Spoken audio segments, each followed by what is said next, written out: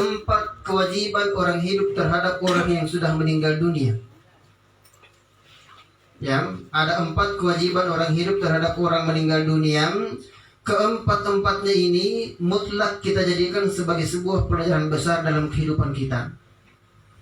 Yang pertama, kewajiban orang hidup terhadap orang meninggal dunia adalah memandikan jenazah. Ulama kita mengatakan ini mengandung makna, mengandung simbol, mengandung makna falsafah. Saking pentingnya kesucian, orang mati saja masih wajib disucikan, apalagi kita yang masih hidup. Tidak boleh kita tidak bersuci dalam satu hari satu malam. Bapak Ibu sekalian, umat Islam ini bersuci minimal 5 kali dalam sehari semalam. Dan umat Islam itu bersuci ada 2.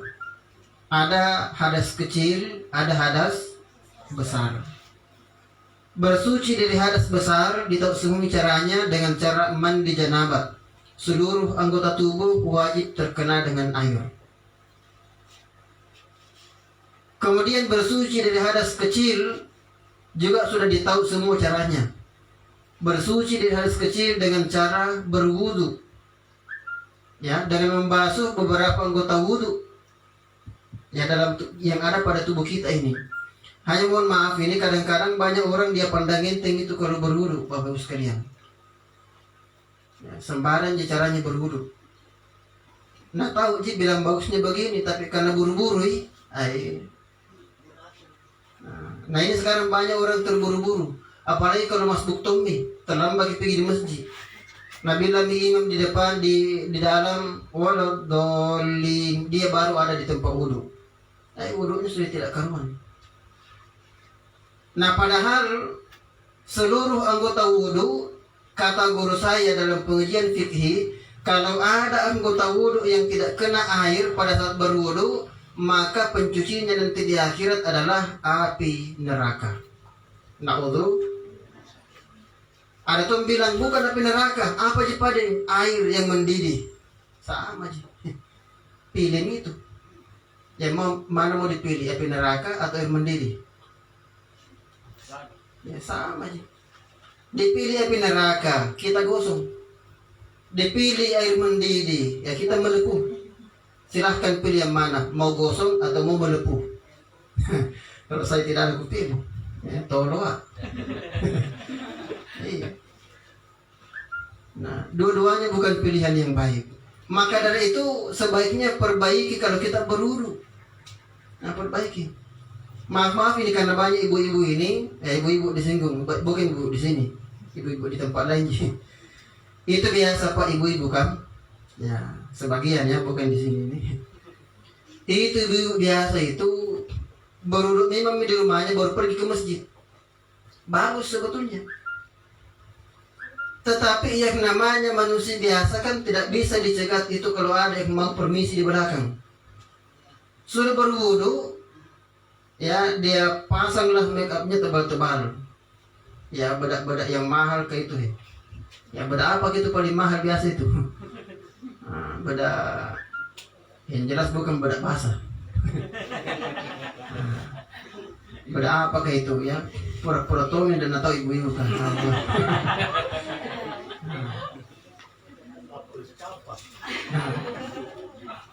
Kahum Pak jadi. Anda itu bilang pasti kayak apa protes ke sini. 6. Kalau bedak yang dipakai mahal-mahal kan wah sudah selesai itu pakai bedak, sudah wudu pakai bedak baru pasang mukenanya berangkat ke masjid. Di perjalanan permisi lo di belakang. Ya, batal wudunya. Keluar angin. Ya. Apa yang terjadi? Sampai di masjid takut tonji sholat tidak mengulangi wudunya, tapi lebih takut keluntur bedaknya. Dia berwudu asal-asalan saya berwudu itu. Ya, dia wudu. Apalagi kalau wajah ini, kita ambil yang wajib-wajibnya saja. Kalau telapak tangan kan ini sunat. Jadi biar tidak banyak semuai, insya Allah selamat. Kalau telapak tangan tapi ya, karena sunat ini. Kita ambil yang wajib-wajibnya saja. Membasuh wajah, ini yang wajib. Ya, putar kerang, kan sekarang canggih nih, tinggal putar kerang orang. putar keran air, napatari tangan di bawah, nakasi begini sih bipina ya. Ini malah naruto. Nakasi begitu sih. Nah, selesai itu ya sudah nih. Sampai tangan hingga siku begitu juga. Ya. Karena itu bajunya nak pakai kancing lagi. Sudah pakai kancing, dia nak kancing nasi patun je lagi. Setengah mati nak tarik naik. Nah, akhirnya berwudu putar kanan lagi sebegini aja. 3 kali. Ganti lagi yang kiri 3 kali juga. Seperti orang adu pancu. Tidak dilarang jika orang begini 3 kali. Kalau sampai 3 kali, usah untuk memastikan kalau semuanya sudah kena dengan air. Nah, sama dengan wajah tadi ini, hati-hati. Wajah itu Pak, Bu, ini mulai di atas ini batas ditumbuhi rambut, turun hingga batas telinga, turun lagi hingga batas leher. Ah, ini nih, wajib kena air semua ini, semuanya. Kalau ada sedikit saja tidak kena air, pencucinya, kalau tidak api neraka, air mendidih. Akibatnya melepuh atau gosong. Tidak ada yang baik, bukan pilihan yang baik. Ini semuanya harus kena air.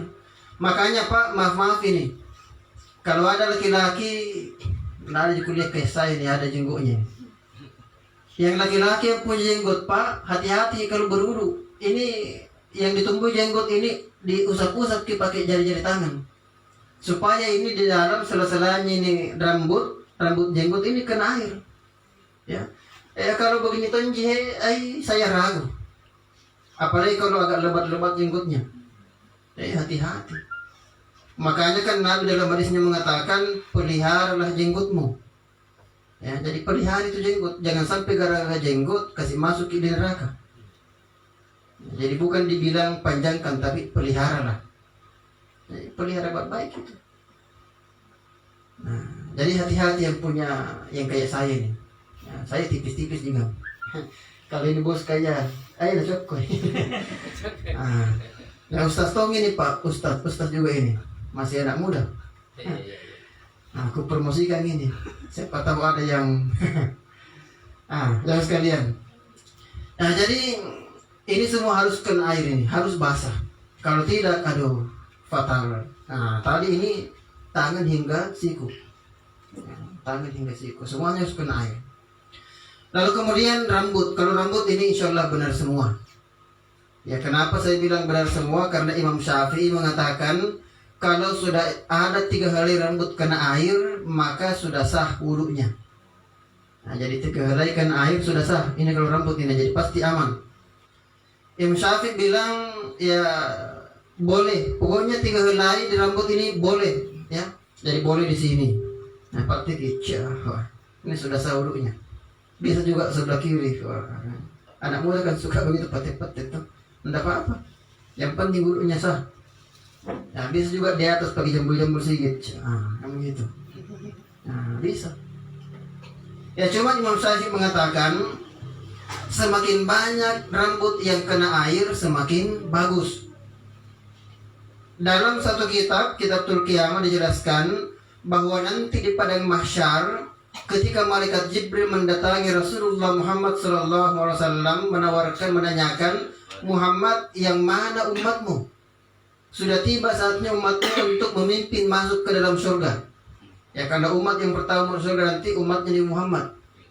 Ya, jadi beruntunglah kita menjadi umatnya Rasulullah Muhammad SAW. Yang jadi pertanyaan, apakah Nabi mengakui kita umatnya atau kita dia mengaku umatnya Nabi? Ini masalah ini. Ya, kadang-kadang kita kan marah. Kalau bilang kau bukan umatnya Muhammad, apa dia bilang? Apa sambarannya? Padahal Nabi belum tentu mengakui kita. Saya kan celaka seperti itu. Nah, jemaah sekalian, kita kembali. Di padang mahsyar nanti seperti itu, bahwa malaikat Jibril bertanya, Muhammad, yang mana umatmu? Tiba gilirannya untuk memimpin masuk ke dalam surga. Nabi katakan, Jibril, gampang kok diketahui dan ditahu yang mana umat saya. Gampang mengenal mereka. Caranya gimana? Kalau ada orang bercahaya kepalanya disebabkan karena air wudhu, maka itulah umatku. Maka Imam Syafi'i bilang, ya ini Syafi'iyah ya, pengikutnya mengatakan bahwa semakin banyak rambut yang kena air semakin bagus. Yang semakin banyak penanda nanti di padang mahsyar. Ya makanya ulama biasa ada mengajarkan kalau berwudu begini satu kepala. Nah, ada tuh tak liwat-liwat karena putar kerang, dapat tarik kepalanya di bawah. Ya, belum mandi kapal. Kurang niat di rumahnya. Musim kemarau. Paham tidak jalan juga. Nah, jauh dirahmati Allah Subhanahu wa taala. Ini rambut ini insyaallah benar semua. Karena terhelai kena air sudah aman. Ya, telinga sunat ini, telinga yang sunat. Kemudian kaki. Nah, kaki itu mulai ujung kaki hingga kedua mata kaki. Ini wajib kena air. Ini yang jadi persoalan umat Islam kadang-kadang kakutu ina potong kukunya kakinya. Ya, biasa begitu tuh. Kalau kuku tangan cepat sekali dipotong. Asal panjang tersedikit potong mesin. Tapi kuku kaki biasa 10 cm. Bahasa kasarnya itu. Ya biasa banyak mitai-tainya di situ di kuku, nah belum dipotong-potong. Karena bilang tidak ada jeliaki. Nah, kalau kuku tangan malu-malu kalau panjang kebanyak yang lihat. Kuku kaki ini yang susah ini. Padahal ini yang wajib dibasuh dengan air. Kalau tangan kan tadi telapak tangan ini sunat saja. Sementara kaki hukumnya wajib.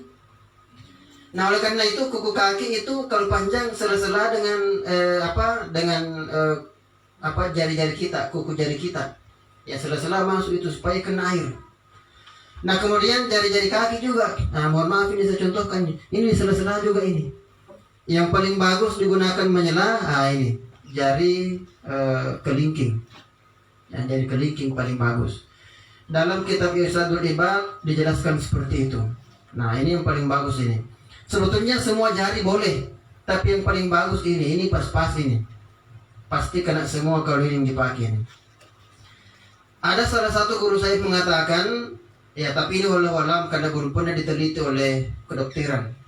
Tapi salah satu guru saya mengatakan, salah satu kebaikannya menyela-nyela jari-jari kaki dengan jari kelingking, itu salah satu manfaatnya adalah obat awet muda. Jadi Bu, kalau mau awet muda ternyata gampang sih caranya. Kalau berwudu perbaiki itu di sela-sela jari-jari kaki kita. Nah yang paling bagus dipakai ini, jari kelingking ini. Awet muda insyaallah. Jangan makin beli bedak yang paling mahal ke tadi. Baru masuk tunjuk neraka gara-gara takut untuk bedak. Nah, jadi ini jari-jari tangan ya. Nah ini yang wajib kena air semua dalam menghilangkan hadas kecil. Nah ini hakikat kenapa orang mati itu sudah meninggal masih dimandikan. Simbol orang mati pun masih wajib disucikan, apalagi kita yang masih hidup. Jadi tidak boleh kita tidak bersuci. Nah itu pelajaran pertama. Dan sekaligus persiapan pertama untuk menuju kepada alam barzah. Ya. Kalau belum bagus bicara tak bersuci, masih sangat memprihatinkan kalau tiba-tiba malakul maut datang mengambil ruh titipan Allah dalam diri kita ini. Nah, yang kedua, kewajiban orang hidup terhadap orang yang telah meninggal dunia adalah mengkafani jenazah. Ini simbol pentingnya menutup aurat. Orang mati saja wajib ditutup auratnya, apalagi kita yang masih hidup. Nah, jadi pentingnya nih, jadi orang mati saja ditutup auratnya, apalagi kalau kita masih hidup. Ya kan bahaya ini. Orang mati itu Pak, Bu, dimandi atau tidak, dikafani atau tidak mungkin dia protes. Ya, orang mati itu tidak ada urusan, dia dimandi atau tidak, dikafani atau tidak ada protes sebagai orang sudah meninggal dunia. Tidak mungkin dia bangun protes, "Oi, kenapa belum Pak nu kafani? Kenapa belum Pak nu mandi nu busanda perasaannya?" Tidak mungkin. Tetapi kalau ada orang meninggal lantas tidak dimandikan, tidak dikafani, maka satu kompleks masuk neraka. Naudzubillah. Nah, jadi itu luar biasa misalnya itu pegawai syara. Apakah namanya di sini kalau pemandi jenazah ini? pegawai syara di. Adakah pegawai syara di sini di kompleks ini? Kalau tidak bentuk lalu ki. Tidak diminta-minta orang meninggal, tidak ada yang kafani, tidak ada yang mandi, satu kompleks neraka semua tempatnya. Karena hukumnya fardu kifayah. Ya, fardu kifayah. Makanya Bapak Ibu saya selalu tekankan kepada keluarga-keluarga saya itu belajar semua kok bagaimana caranya mandikan orang meninggal. Belajar kok semua bagaimana caranya menggunting kain kafan. Belajar semua bagaimana caranya mengkafani jenazah. Belajar semua bagaimana mensolatkan jenazah. Karena kalau ini tidak, ini bahaya. Bagi malu-malu tompi lagi. Mau dimandi, dicari anak-anaknya. Tidak ada yang boleh mendekat. Ditanya, kenapa tidak mau kau dekat-dekat? Tidak tahu kau Ustaz. Dia bilang, belajar aku. Kan kasihan. Masa orang lain mau dikasih kotorannya orang tua tak? Nah masih ada jenaknya, ya kan? Ya logikanya begitu itu. Karena itu belajar kita semua, perlu kita belajar semua. Nah jamu tazkiratul maut yang insyaallah dirahmati oleh Allah Subhanahu wa taala itu simbol yang kedua dan sekaligus persiapan kedua menuju kepada yaumul akhir. Nah, jadi mengkafani jenazah simbol pentingnya menutup aurat. Nah jamaah sekalian, aurat itu ada 3 kategori, ada 3 tingkatan. Ya, kalau kita laki-laki ini auratnya tidak berat.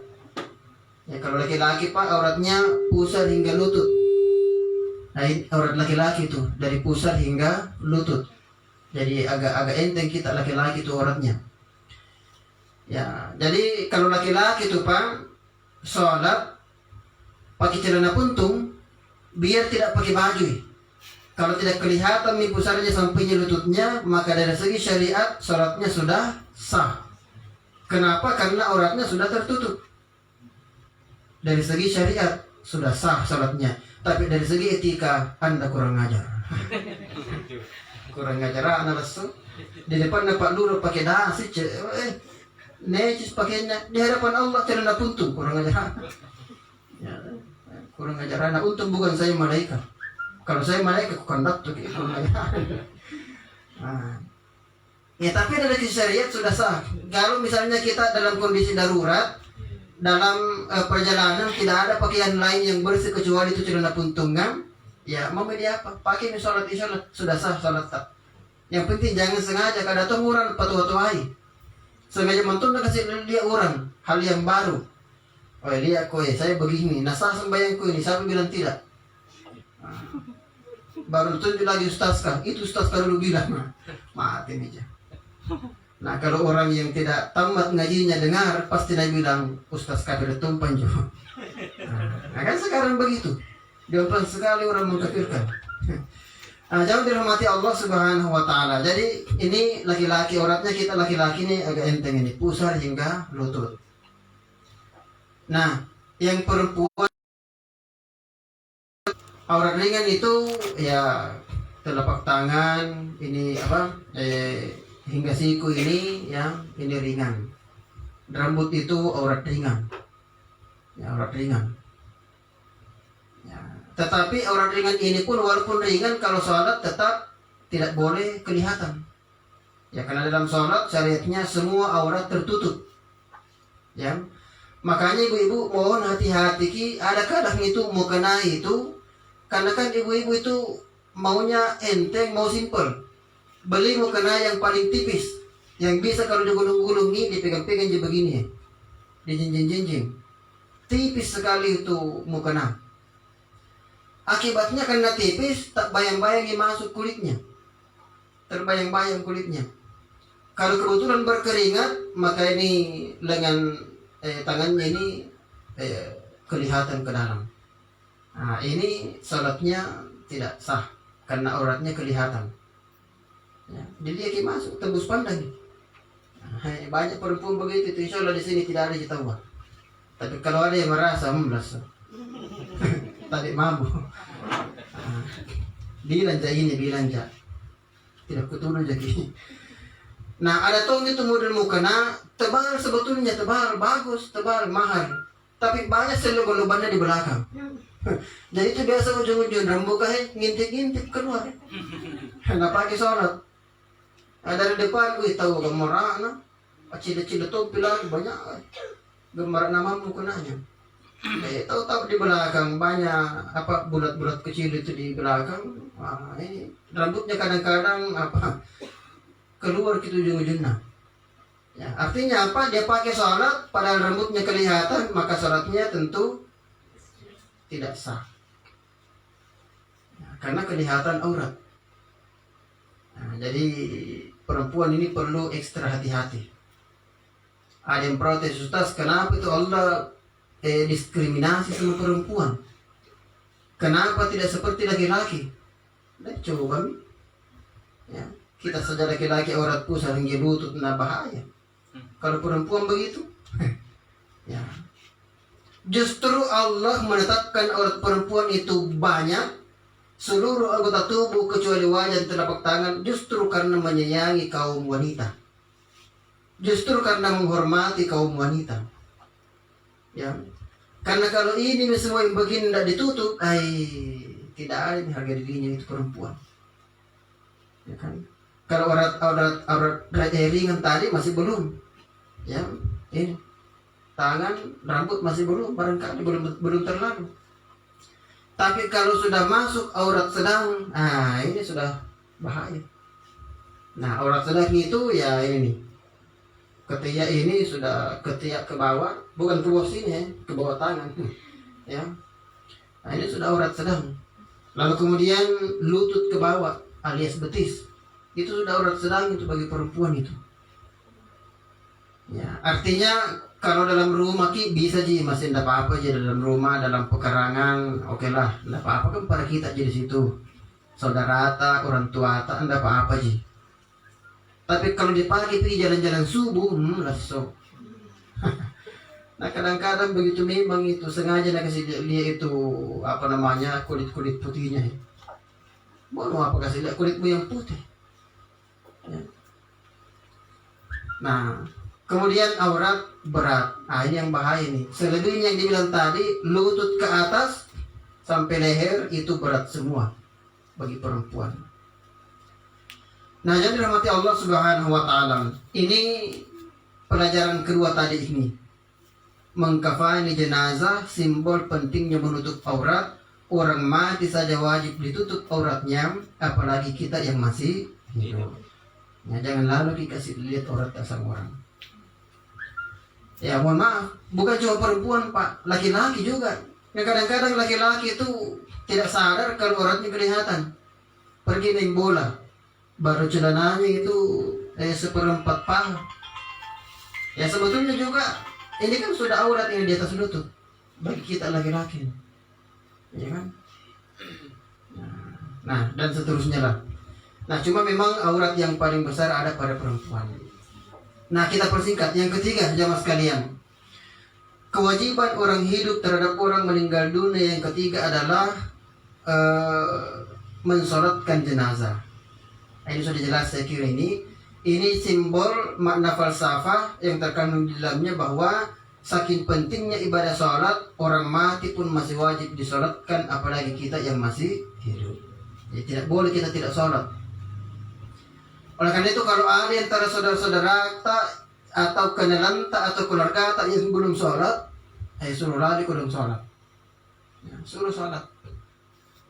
Kan biasa orang kalau tidak mau pergi sholat sembarang tuh Nabi bilang itu banyak alasannya. Kalau disuruh, kenapa belum pergi sholat? Belum bilang. Kenapa belum? Ini hatiku, ngapain hati no? Kenapa hati no? Ngapain hati disalahkan?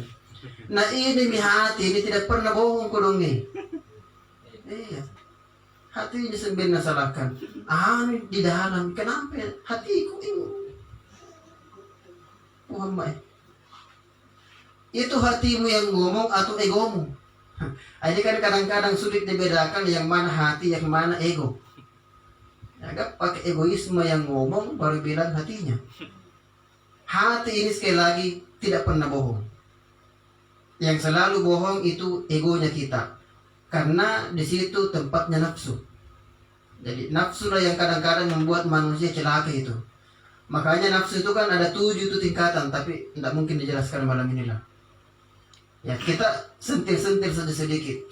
Salah satu nafsu yang paling mencelakakan manusia adalah nafsu ammarah. Dalam Al-Quran Allah mengatakan innan nafsa la ammaratum bisu.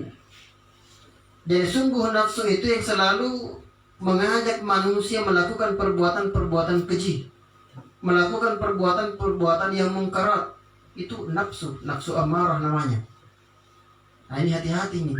Ini tingkatan nafsu yang paling rendah Pak, nafsu amarah ini. Ya semoga kita semua dijauhkan Allah dari nafsu tersebut. Kenapa? Karena kalau kita masih berada pada level nafsu amarah, maka pasti neraka tempatnya. Ya, pasti neraka. Ya nafsu amarah ini, semua penyakit hati itu bercokol dalam dirinya. Ya. Nah itu bahaya itu, sombong, takabur, ada semua di situ, nafsu amarah. Yang kedua ada nafsu lawamah. Nafsu lawamah ini terkait dengan kecerdasan manusia, tapi kalau tidak diarahkan dengan baik juga bisa membahayakan. Ya sebetulnya kalau nafsu lawamah ini sudah mulai naik kelas. Ya kenapa biasanya orang yang punya nafsu lawamah biasanya gampang menyesal ketika dia selesai berbuat salah. Tapi gampang menyesal besok ulangin sih. Ya.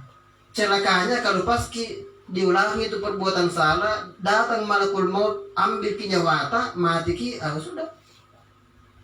Inna lillahi wa inna ilaihi nar jahannam. Ya, kalau wa inna ilaihi rajiun masih bagus, tapi ini nar jahannam. Bersumber dari Allah tapi kembali kepada neraka jahannam. Nauzubillahi min dzalik. Nah, itu bahayanya itu. Nah, jadi nafsu amarah, nafsu lawam ini sudah mulai naik kelas. Sudah agak bagus lah. Karena kalau pas dia bertobat, tiba-tiba datang malakul maut mencabut ruhnya, insyaallah surga dia dapat. Ya, tapi ini yang kebanyakan kita ini, kebanyakan manusia ini. Oleh karena itu ulama kita mengajarkan perbanyaklah basahi lisanmu dengan ucapan istighfar. Bertaubat.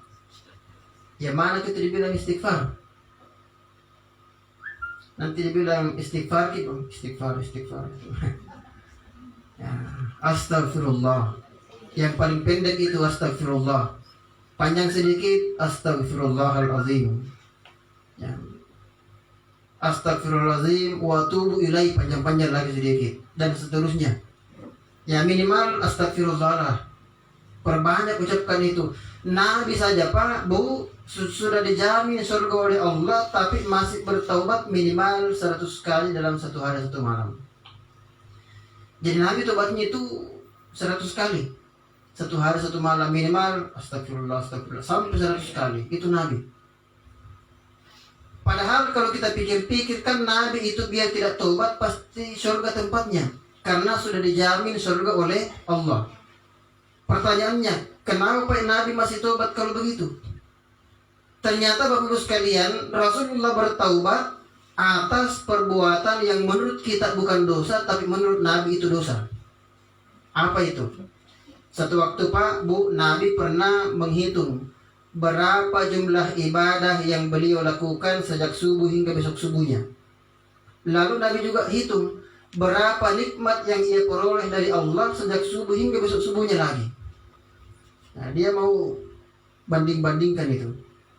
Nabi tersentak ketika menyadari bahwa saya sudah melakukan pelanggaran besar kepada Allah, karena saya, kata Nabi, sudah berani mencoba-coba menghitung-hitung nikmat Allah Subhanahu wa ta'ala kepadaku.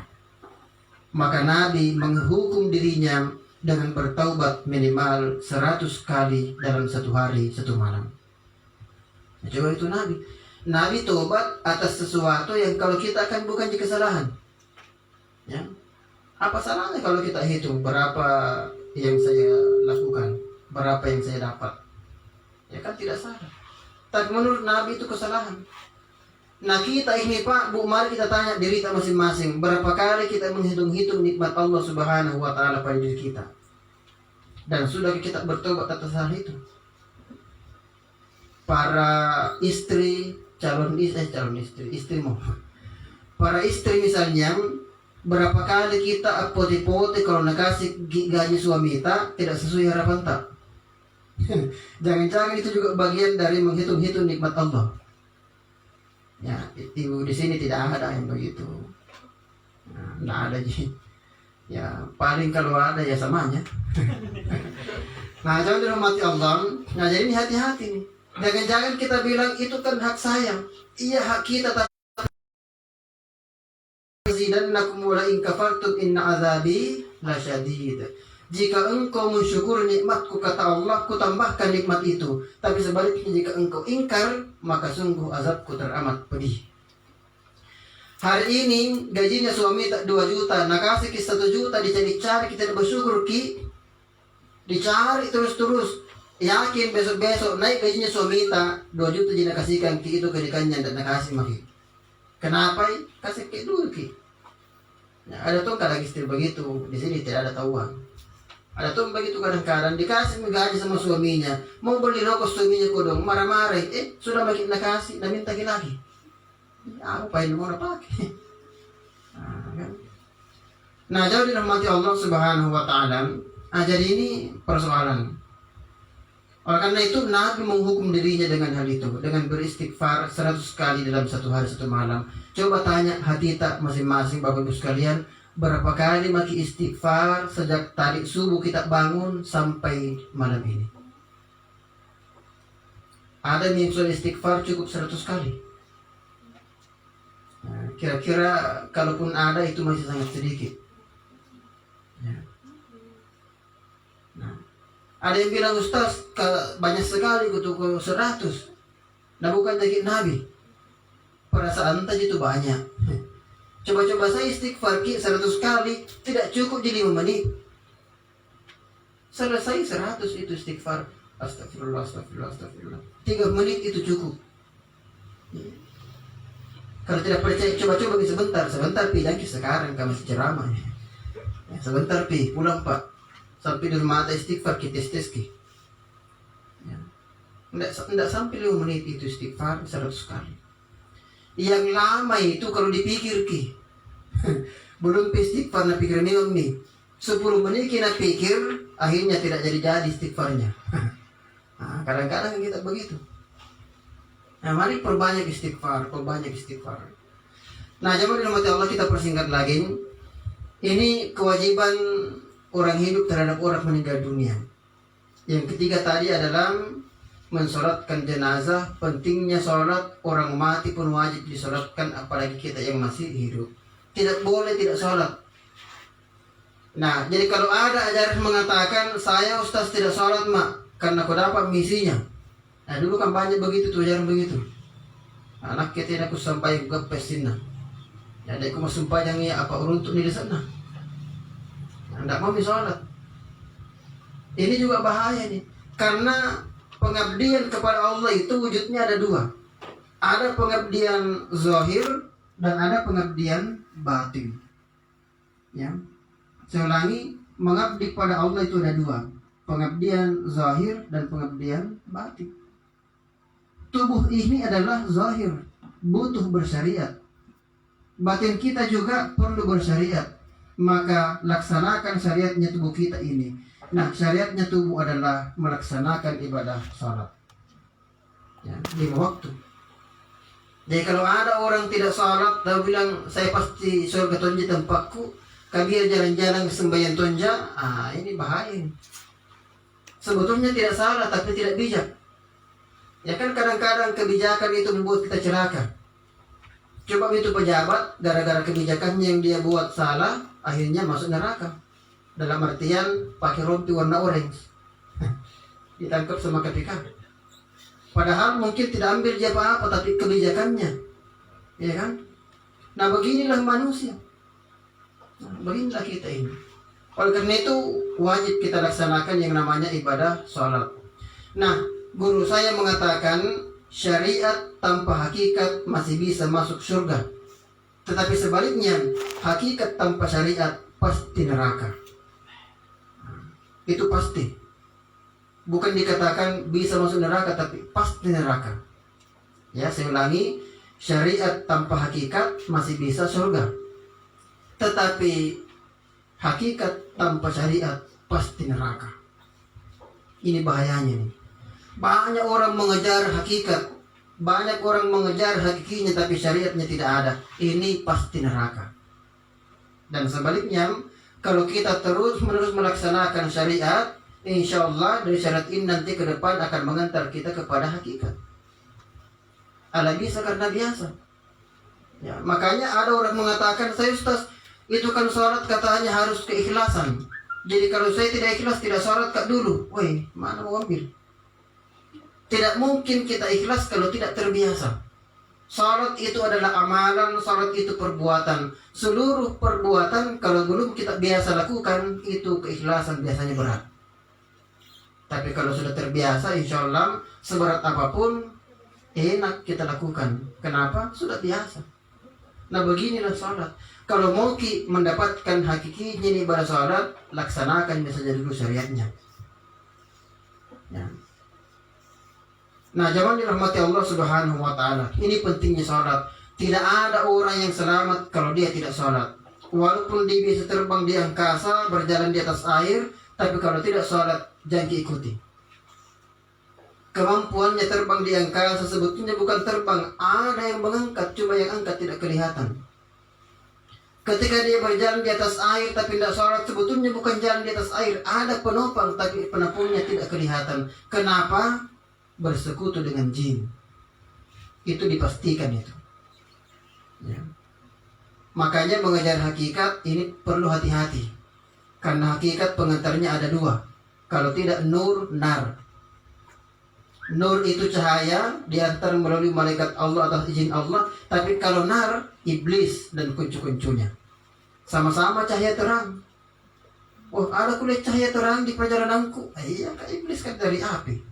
Terantun gitu. Tapi coba terus-terus kau ikut, kalau tidak terbakar. Ada juga bilang begini, Pak, Bu, saya Ustaz tidak takut ya masuk neraka. Kak, saya sudah dijamin Kak sama guruku. Kita tahu, jago anak guru nak kan? Dijamin ini sama gurunya. Saya bilang, apa nak bilang guru? Saya nak pasang guruku Ustaz. Apa nak pasang guru tak? Dia bilang, guruku Ustaz, kalau malah kau nanti di akhirat masuk neraka, gampang ji. Jadikan saya sebagai tumpangan. Berdada di buang. Ini bahaya. Saya bilang justru itu bahaya itu kalau begitu. Dia bilang kenapa bahaya itu? Senada tumpangan tak? Saya katakan nanti di padang mahsyar kita ketakutan, ya datang guru tak naiki di punggungnya dijadikan tumpangan. Yang saya khawatir kalau tiba-tiba guru tak lari masuk di neraka, merasa. Nah tak batong kira cik di neraka. Bagus kalau udah cik lagi. Kalau jatuh turun nak ada tongki tak bisa pegang. Jatuh tuh lagi ke bawah. Jadi hati-hati tuh. Ya, tidak ada manusia yang bisa menjamin sesama manusia masuk surga. Tidak ada. Ya. Nah oleh karena itu, kalau orang sehebat apapun tapi tidak sholat, jangan ikut. Itu pasti kalau dia sakti, dia hebat, itu karena bersekutu dengan jin. Dipastikan itu. Nah, jangan dirahmati Allah, yang terakhir ya. Kewajiban keempat orang hidup terhadap orang meninggal dunia adalah menguburkan jenazah. Ya, ini juga simbol. Ini yang paling penting ini karena terkait dengan kemasyarakatan. Ini simbol Bapak sekalian. Saking pentingnya yang namanya menjaga aib sesama, orang mati pun wajib dijaga aibnya. Apalagi kita yang masih hidup. Terus timbul pertanyaan, Ustaz, aib apa kok dong yang terkandung pada orang meninggal? Nah iya, kalau dia sudah mengeluarkan aroma tidak sedap, baru tidak dikubur cepat-cepat, akan jadi aib. Orang datang bukannya pergi melayat, pergi bergosip. Setiap keluar masuk, tutup hidung. Betul. Ya. Nah, kalau dia meninggalnya dalam kondisi sebelum meninggal dia sakit parah, kan pasti cepat ada bau. Ya bahkan orang yang meninggal normal saja tidak sakit dan meninggal, kalau banyak dosanya biasanya juga cepat tuh bau itu. Ya kalau orang sakit memang wajar karena memang apa hawa-hawa penyakitnya kan mungkin waktu masih dirawat ada bau, ada kotoran yang tidak sempat dibersihkan semua. Tapi ada tuh orang meninggalnya kan biasa-biasa normal ji. Nah cepat tuh bau, masih muda lagi. Ya. Ini pentingnya sholat ini. Dalam satu keterangan dijelaskan, fa'amman niyata salam, ya, dari sesungguhnya niat dalam sholat itu adalah dia yang menjaga keutuhan tubuh kita kalau kita meninggal nanti, mulai daripada kita meninggal sampainya di akhirat ke depan. Makanya kalau sholat kita, Pak, Bu, perbaiki itu cara tak berniat.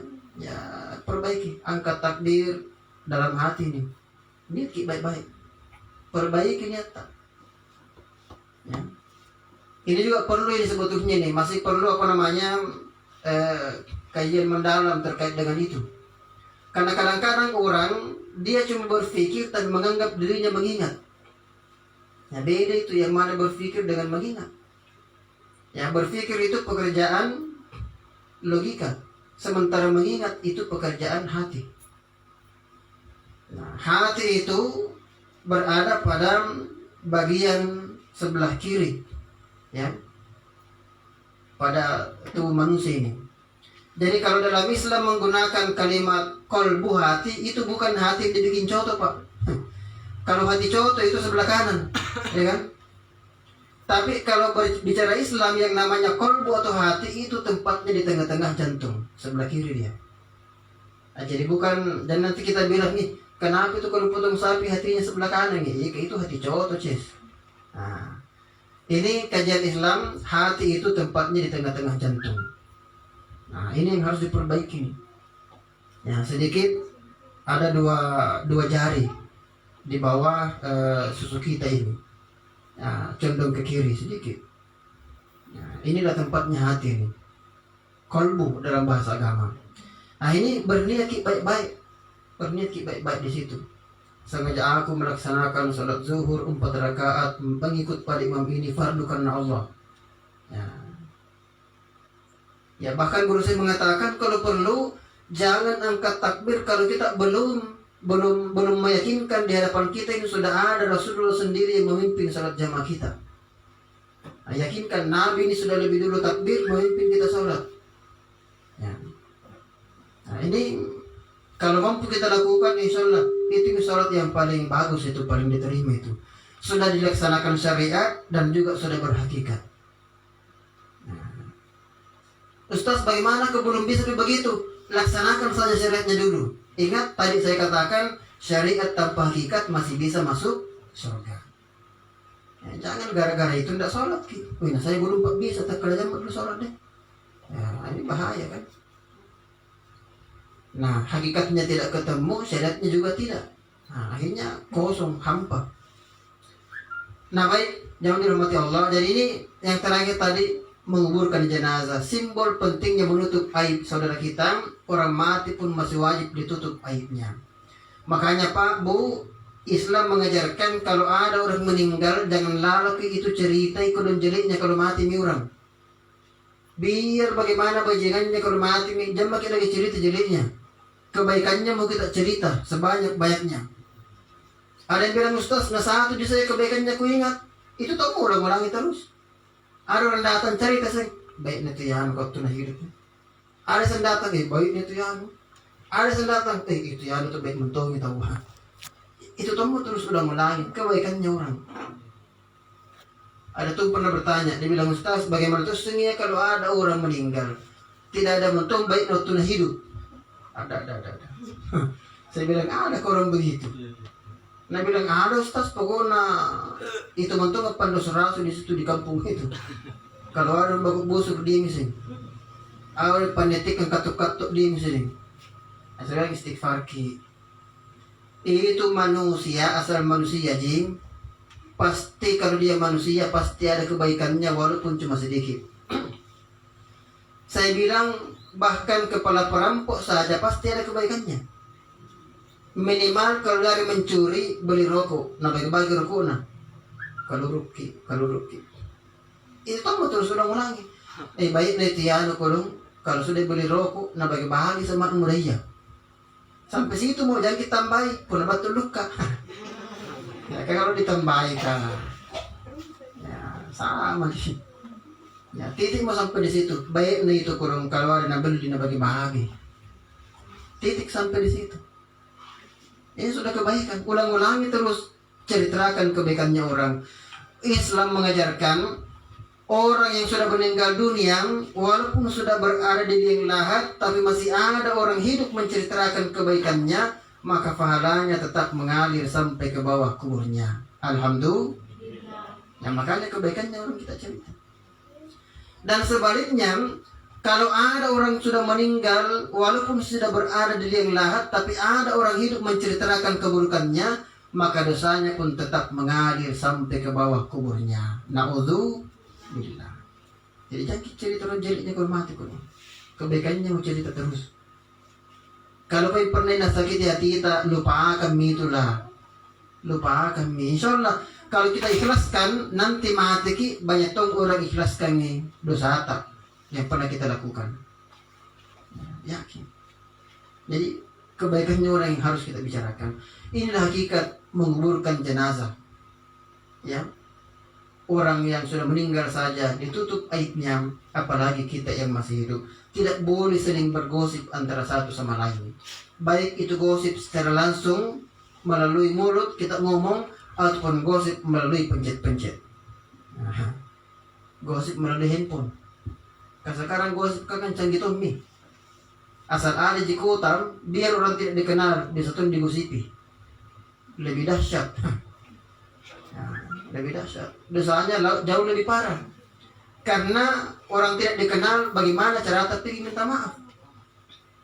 Ya, pamate bahayanya. Ya, jangankan yang orang-orang biasa, Joko Widodo saja sama Prabowo, lagu sipi. Kapan kau ketemu sama mereka berdua? Pertanyaannya, mau kira-kira pergi di sana minta maaf di Jakarta? Sudah digosipi orang. Ya, tidak mungkin. Ya, tidak mungkin. Jadi ini mulai sekarang mari kita rem, baik itu mulut kita rem maupun tangan kita rem. Intinya perbaiki hati kita, insya Allah kita akan selamat. Amin ya rabbal alamin. Nah, sebagai kesimpulan bahwa kewajiban orang hidup terhadap orang meninggal dunia tadi ada 4, sangat luar biasa. Kalau mampu kita aplikasikan dalam kehidupan kita praktikkan hal-hal yang positif dalam hal ini, insya Allah keselamatan akan kita raih di dunia wal akhirat. Semoga kita semua termasuk orang-orang yang selamat tersebut. Semua yang benar datangnya dari Allah Subhanahu wa Ta'ala, dan yang salah datangnya dari diri sebagai manusia biasa. Kita tutup dengan bersama-sama memanjatkan doa kepada Allah Subhanahu wa Ta'ala. Mohon izin saya berdoa duduk Bapak Ibu ya. Yang sedang berdiri, kalau ada di kursi kosong, bagus kalau duduk ki. Karena kita ini mau meminta sama Allah, maka mintalah dengan posisi yang paling sopan di hadapan Allah. Kecuali kalau tidak kebagian kursi, maka berdirinya pun berdirilah dengan cara yang sopan. Nah baik, yang sekalian, mari kita bersama-sama memanjatkan doa kepada Allah Subhanahu wa Ta'ala. Semoga almarhumah diberikan tempat yang layak di sisi Allah, kuburannya dijadikan sebagai taman-taman surga. Lalu kemudian kepada keluarga yang ditinggalkan, semoga diberikan kesabaran, karena kematian memang adalah merupakan ujian bagi orang yang ditinggalkan. A'udzu billahi minasyaitonir rajim. Bismillahirrahmanirrahim. Amin. Allahumma iyyaka na'budu wa iyyaka nasta'in. Ihdinas siratal mustaqim. Siratal ladzina an'amta 'alaihim ghairil maghdubi 'alaihim waladdallin. Allahumma ighfir laha warhamha wa'afiha wa'fu anha. Allahumma la tahrimna ajalaha wa la taftinna ba'daha waghfir lana wa laha. Ya Allah, ya Tuhan kami, ampunilah dosa dan kesalahan almarhumah yang pernah ia lakukan semasa hidupnya ya Allah. Baik itu dosa yang kecil maupun dosa yang besar. Baik itu dosa yang sengaja ia lakukan maupun dosa yang tidak sengaja ia lakukan. Ampuni semuanya ya Allah. Ya Allah, ya Tuhan kami, terimalah segala amal kebajikan yang pernah dilakukan oleh almarhumah semasa hidupnya ya Allah. mulai daripada kebaikan yang paling kecil sampai kepada kebaikan yang paling besar.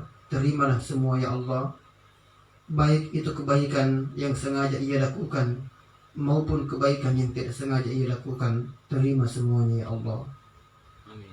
Ya Allah ya Tuhan kami, kepada keluarganya, anak-anaknya, cucunya, keluarga terdekatnya, berikan kesabaran kepada mereka ya Allah dalam menjalani ujian yang Engkau berikan kepada mereka ini. Jadikan mereka semua sebagai keturunan yang baik, keturunan yang soleh dan solehah. Ya Allah ya Tuhan kami, kepada kami semua yang hadir di tempat ini, jadikan kami semua sanggup mengambil iktibar, sanggup mengambil pelajaran dan ibarat atas kejadian yang Engkau perlihatkan kepada kami, bahwa sesungguhnya jika hari ini almarhum yang Engkau panggil menghadap kepadamu, esok kemungkinan adalah giliran kami. Untuk itu kami mohon kepadamu ya Allah, orang yang Engkau hidupkan di antara kami, hidupkanlah dengan memegang kebenaran, dan orang yang Engkau matikan di antara kami, matikanlah dengan memegang keislaman. Rabbana zalamna anfusana wa illam taghfir lana wa tarhamna lanakunanna minal khasirin. Ya Allah, kami telah menzalimi diri kami dengan banyak melakukan perbuatan salah, dosa dan pelanggaran. Jika Engkau tidak mengampuni kesalahan kami itu ya Allah, jika Engkau tidak memaafkan kesalahan-kesalahan kami itu ya Allah, sungguh kami menjadi manusia paling celaka di dunia dan paling menderita di akhirat kelak. Faghfir lana ya Allah, maka dari itu kami mohon kepadamu, ampuni kami ya Allah, fa innahu la yaghfiru dzunuba illa anta. Sebab tiadalah yang dapat memaafkan kesalahan kami terkecuali atas izin-Mu. Ampuni kami ya Allah, maafkan kami ya Allah sebelum kami beranjak dari tempat duduk kami ini. Rabbana atina fid dunya hasanah wa fil akhirati hasanah wa qina adzaban nar wa qina adzaban nar wa qina adzaban nar. Subhana rabbika rabbil izzati amma yasifun wa salamun alal mursalin walhamdulillahi rabbil alamin. Al-Fatihah. Al-Fatihah. Iya kan.